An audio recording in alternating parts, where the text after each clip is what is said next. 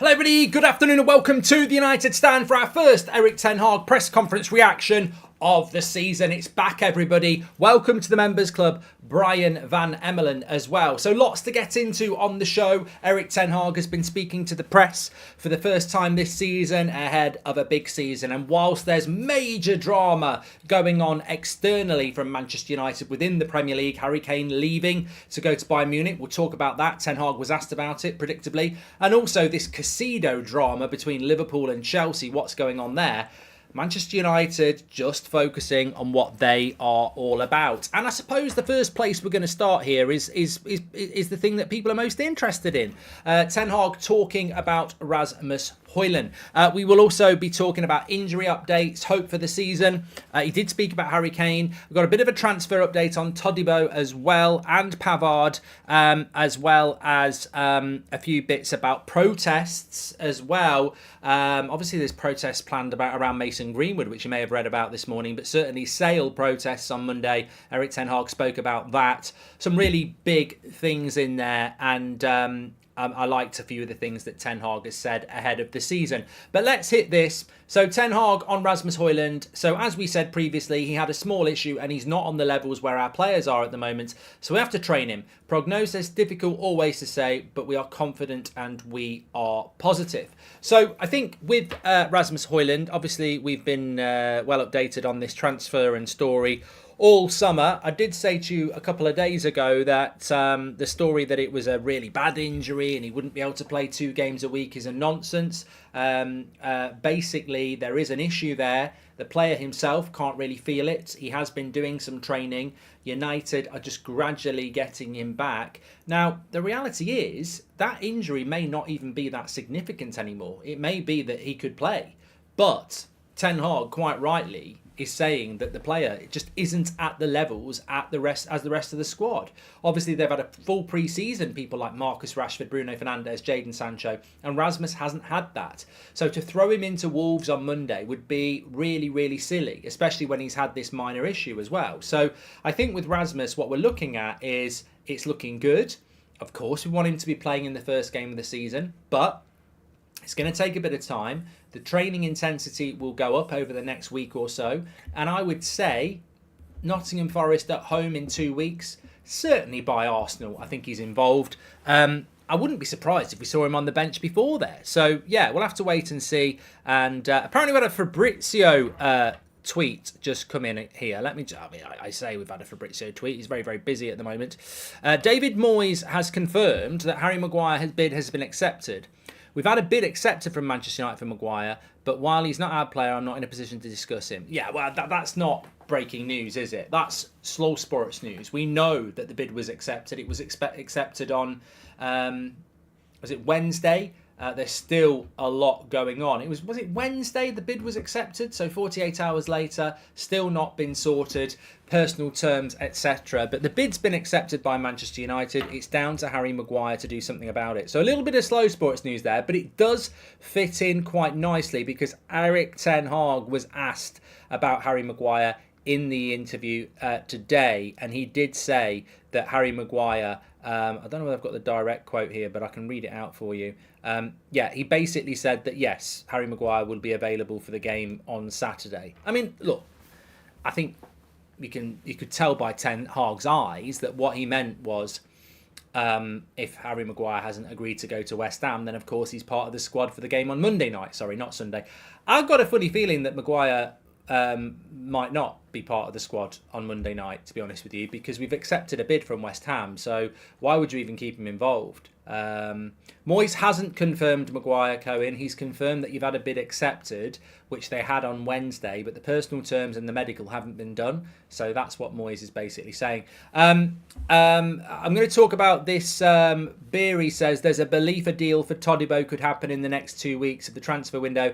Nice are expecting nothing less than 35 million. There is an update on Todibo I'm going to bring you in a minute. Sky this morning on Scott McTominay. Now, remember I said this to you a couple of days ago. West Ham are still negotiating with Manchester United for Scott McTominay. That was the case, but Sky have come out this morning and said that Scott McTominay will be staying at Manchester United. Now, I don't know whether that's negotiations with West Ham over, but we had been negotiating with them for the last couple of days. Remember, we rejected a bid of £30 million. That Sky are saying that it's off. Eng, welcome to the Members Club. All I'll say about that is I'm not surprised. I never thought Maguire and McTominay would leave this summer, but if he doesn't leave, I do not understand how Man United think that rejecting a bid of £30 million for Scott McTominay and keeping him is a good idea. Literally, Tyler Adams has just gone to Chelsea for £20 million. Gravenberch's out there. There's so many players better and cheaper than McTominay, and we're going to keep him for what? I mean, he's just not good enough. He's never going to be good enough for Manchester United. He's just an average bench player.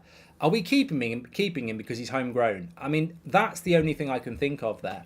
Anyway, on with the Ten Hag press conference. We can come back to transfers at the end because there is a bit to give you on Todibo and Pavard, as I've promised. But yeah, in relation to Hojlund, they're confident about him and it's just a matter of training him up.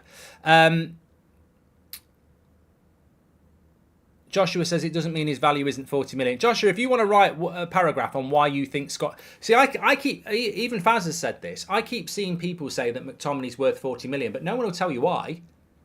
Justify why he's worth more than 30 million, because I have not seen anybody that can do that. He ain't worth 30 million. We should have took it. Season ahead. This is what Ten Hag had to say. He said, well, look, he was actually asked about the season ahead and how do you avoid what happened in the first two games last season against Brighton and Brentford. Can I just remind you as well, season ahead, Premier League season kicks off tonight. It's Burnley against Manchester City, and we are going to be live on That's Football at 8 o'clock for that. So there's no 8 o'clock game tonight. There will be a preview for Wolves going up at about 6 o'clock, live at 8 o'clock on That's Football for Friday night show tonight. So this is what he had to say. Sulai says he's ecstatic that Scott's staying. Great. I'd love to know what he brings to the team, but at least you're happy. Season ahead says, what about the season ahead for Ten Hag? And obviously we had a bad start last year. And he said, well, look, you can't compare seasons. What happened last year isn't really relevant to what happened this year unless you let it be. But we're full of energy. We're further along as a football team. We've had a good pre-season. Fitness is really good, performance is high, and we're looking forward and we are ready. And that is exactly what we want to hear from the manager, because I'm surprised he didn't get asked what the aims for the season are, but I think we all know what Ten Hag's aim for the seasons are. He wants to win everything, like he does. And like Terp says, we're ready to go. But Ten Hag wants to win everything. Now, so it's a stupid question, because he'll say, I want to win the league. He wants to win everything. Every game he wants to win. Of course, that's not necessarily going to happen, but that is what Ten Hag looks to do. But he's very positive about the pre-season. He said that the team's really fit. The performance level was really good. Of course, a lot of people weren't happy with pre-season, including Ten Hag himself. I mean, 2 weeks ago, he literally said the players aren't doing what I want them to do. So I think he's going with the old positive angle now, and hopefully the players are going to, kick in. Got a great first game to the season against Wolves. They've changed their manager. I mean, I think we would have beaten Wolves with Lopetegui anyway. But with Gary O'Neill in charge, if Gary O'Neill was in charge, I don't even know. I think Wolves are much worse than they were last year, and they weren't much good last year. So it's a great start for us. Really should be 3 points. Then you go to Spurs away, and then you get Forest at home. And remember, we'll be playing Spurs without Harry Kane. Resman says, I'm so excited about the new season. Will there be any new feature on the United Stand like tactical board analysis? Love the show. Res, do you want to be the producer or something? I mean, I'm not happy with what we do. We work our arse off every single day, and you're saying what's new? Nothing. Nothing's new. No, we have got some new stuff. Kevin, welcome to the Members Club, and I share your excitement. I think Ten Hag is trying to show other teams that he's not desperate to sell McTominay so he can get a higher price for him, says Neo. Could be. On Harry Kane, just because we're playing Spurs next week, he was asked a direct question about Harry Kane and what a loss he would be to the Premier League, and did Man United try and get Harry Kane? And this is what Eric Ten Hag had to say. He says, we've chosen a striker that we're very happy with, but of course Harry Kane's a great striker, and he is a loss to the Premier League. Of course he is. And he said he's a loss to the Premier League because although some would say Spurs are, not as strong without Harry Kane, I want to play against the best. We want to play the best. I like facing the best. I love that about Ten Hag, because I always say that, don't I? I'd rather be playing Liverpool than Wolves. I want to play the best. That's where you learn about what you're all about. Akash has just gifted 5 memberships. What a legend Akash is. He was also asked whether Man United had directly gone in and tried to buy Harry Kane. He said, look, I don't comment on things like that. What he did go on and say is that we're meticulous. We don't just make a decision there and then. We look at lots of different factors and we take our time. And we know United take our time. But I think with Harry Kane, it's very obvious what he's getting at. We probably looked at Harry Kane. We had probably approached Spurs, and Spurs were like, we're not selling to a Premier League club, and United moved on. And I think that anybody who thought any different is ridiculously naive. I mean, I'm no fan of the Glazers. I'm no fan of Arnold and Murta in relation to, I don't think they're particularly good at their job. But I don't think there's anything they could have done in relation to Harry Kane.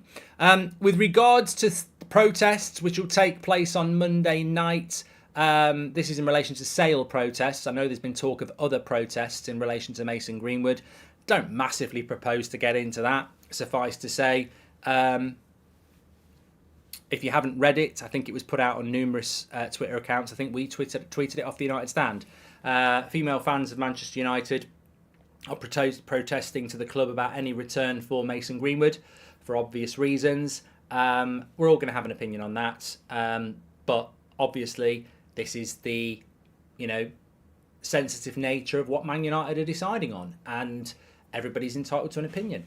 On the sale protest, though, this is what Erik Ten Hag had to say. Look, the team's in a good place. It's got a good connection with the fans, as we saw last season. And, the fans back the players back the fans, and we've got a really good vibe going on here at the club at the moment. And I think that it's very clever from Erik Ten Hag, because he's spoken about the sale and he's spoken about his excitement for the sale. Shuab, thank you very much and welcome to the Members Club. Very, very excited about the season, Ten Hag. You can see that. But the sale is nothing to do with Ten Hag and the players. And I think United's players and Ten Hag have positioned themselves really well here, because there is a lot of frustration about the sale. And you can guarantee Ten Hag shares that frustration as well. But he's right to highlight the positive connection between the fans and the team over the last 12 months, which of course has been facilitated by Erik Ten Hag. And that will continue. And the fans have been very good at that as well.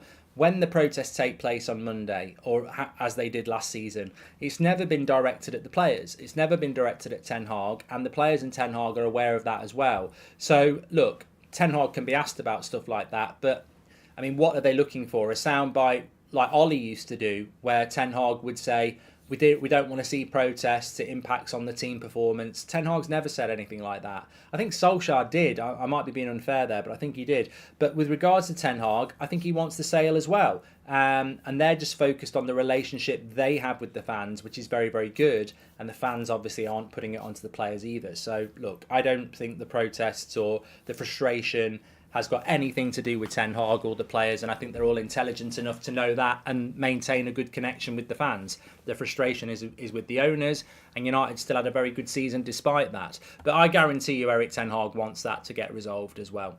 In relation to wider injuries ahead of the season, quite interesting here. So this is what Ten Hag had to say. Obviously, we've spoken about Hojlund. Maguire will be available on Monday if he hasn't signed for West Ham, but we know we've had a bid accepted by West Ham for Maguire. So whether he'll, I don't think he'll be involved on Monday. I really, really don't. But why would you risk him? There's just no point in risking Maguire. He's working on personal terms. Keep him out of the way, of course. Man United accepted a 30 million proposal from West Ham to Harry Maguire 3 days ago. That's from Fabrizio. Understand deal's not done yet because Man United want to start talks and pick favourite candidate as replacement before letting Harry go. Says, I mean, that's a bit of a weird... I mean, that's from Fabrizio. That's a little bit weird. Man United should just be cashing in on Maguire. We shouldn't be focusing on the replacement that quick. That does sound a little bit worrying. I don't think it will be, but ultimately, you've agreed a deal with West Ham for Maguire, sell him. You don't keep him after a bid and go, yeah, you can wait until we've sorted out who the replacement's going to be. You crack on. You crack on with that, 100%. Is there an FPL United Stand League? Yes. If you check out at United Stand on Twitter, you'll find that. It was tweeted out this morning. Also, on other injuries, so obviously Ten Hag said it's disappointing about Ahmad and Mainu, but they're longer term injuries, they're out. Malacia's a longer term injury as well. He said that he came back from pre-season with a problem from the end of last season. Of course, Malacia's not had a pre-season as well, so I wouldn't expect Malacia to be around anytime soon. Maybe this is why Brandon Williams is being kept around, but I mean, I don't know. I think Ten Hag wants to get rid of I think Ten Hag wants to get rid of Brandon Williams, but Solskjaer is still having an impact on that because Brandon Williams is on 50 grand a week and no one's going to pay him that apart from us, and it's a long contract. In other injury news, he said that Dean Henderson isn't quite ready either. Martial, he didn't talk about. Now, Martial could be on the bench on Monday night. He has been training with the first team, so Martial could be on the bench. Alvaro Fernandez Grace, I think I would use him over Williams every day of the week, if I'm being honest. Yeah, he said about Martial. We didn't say about Martial. He said about Henderson. He's a little bit like Hojlund. He could be a little bit away yet. So there we go. On transfers, just talking about that, there's been some talk around Tadibi and Pavard today. Now, again, this morning, we had people talking about Pavard, saying that Pavard is now the preference for Erik Ten Hag to bring in as the replacement for Harry Maguire. But then, excuse me, in the last couple of hours, we've had a lot of stuff coming out from France about Todibo of Nice. And effectively, a story came out that I read about half an hour ago that Todibo has got a lot of people interested in him, but effectively he wants to come to Manchester United based on a conversation he had with Erik Ten Hag at the start of July.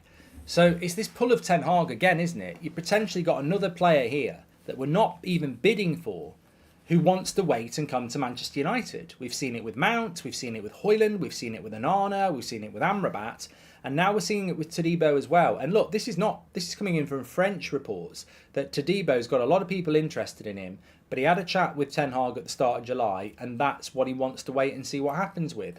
So this pull of Erik Ten Hag at the moment is like a magnet. How can Man United value McTominay 3 times more than Fred? It's ridiculous, and I can't wait for people who know what they are doing. Glazers out, says Bailey. Thank you very much there. Todibo is the Varane regen, says Just Kevin, and I don't know which way it's going to go with regards to Pavard or Todibo, but it's looking like it's hard to predict because there's some really strong stories about Todibo and Ten Hag having chats with him, and then a lot of people are talking about Pavard. If I have to predict, and I'm more than happy to do it, I think we're in for Todibo. But then Pavard's cheaper. So it's really difficult here because part of me thinks Pavard is using United to try and get a move because he's not happy at Bayern. Then part of me thinks Pavard's 10 million cheaper than Todibo, so that's probably why we're doing it. So I think Ten Hag wants Todibo. I think that's what he wants to do. But he's going to cost 10 million more than Pavard. And maybe that's why we're looking at Pavard. Or maybe Pavard's just, motor mouth with his agent generating interest from German outlets. We'll have to wait and see. But I mean, I think they've both got their qualities and they're both better than Harry Maguire. So we'll see where we end up with this. But Ten Hag, I'm sure, will get what he wants because, I'm sure he's not going to go and get somebody he doesn't want. McTominay can play striker. He's worth at least 45 million, says Animator. Well, you buy him then. And Pavard is proven in the big stage, says Enick. Well, yeah, Pavard comes in at 27, ready to go. Todibo comes in his early 20s, as a developmental centre-back, which I certainly think we need to bring in. But I did say this the other day. If you've got Pavard at 27 and Martinez in his mid-20s and Lindelof in his late 20s and Varane in his early 30s, then I would imagine next summer Lindelof might go because he's not playing much football, and then you replace Lindelof with a developmental centre-back. So the profile might be better to go with Pavard. Who do you think our backup goalkeeper will be versus Wolves, says Calhoun? I don't think we've got anybody, have we? Tom Heaton's injured. Kovar's gone. Bishop's gone. I don't think we have got a backup goalkeeper, so maybe it'll be Dean Henderson. Mark, but apparently he's not fully fit, so I don't know. I don't know how that works. Maybe, I don't know. We must have a youth goalkeeper. Mark, I really think signings like Amrabat and Todibo are Rangnick-like intelligent signings. It's refreshing we aren't a part of the Casido circus, says Vaj. And Romano says that David Moyes has confirmed Maguire's signing. Isn't Pavard more of a right back than a right centre-back, says Sugosh. No, he wants to play centre-back. That's his position. Vitek, we've got Vitek. A lot of people saying that. Pavard and Amrabat will be great additions, says Issa. Look, I trust Ten Hag, whoever he brings in. My preference really doesn't matter. Was there a buyback clause for Kovar, says Bailey? Yes, there was. And looking sharp today, Mark, says Jude. Well, I've just been to get my hair cut, so I had a shirt on because it's quite nice. So it's not planned. Since I started doing the podcast, I've gone a little bit more highbrow. That's what it is. I haven't really. Thanks everyone who's tuned into the podcast, by the way. I haven't even had a chance to say this. Number 4 in all UK podcasts, so all categories. We're in there above Louis Theroux. So absolutely fantastic. If you've not listened to it yet, get on Spotify or Amazon or iTunes or whatever. Goldbridge Saves Football. It's a very good listen anyway, but it'll be a very good listen ahead of the Premier League weekend.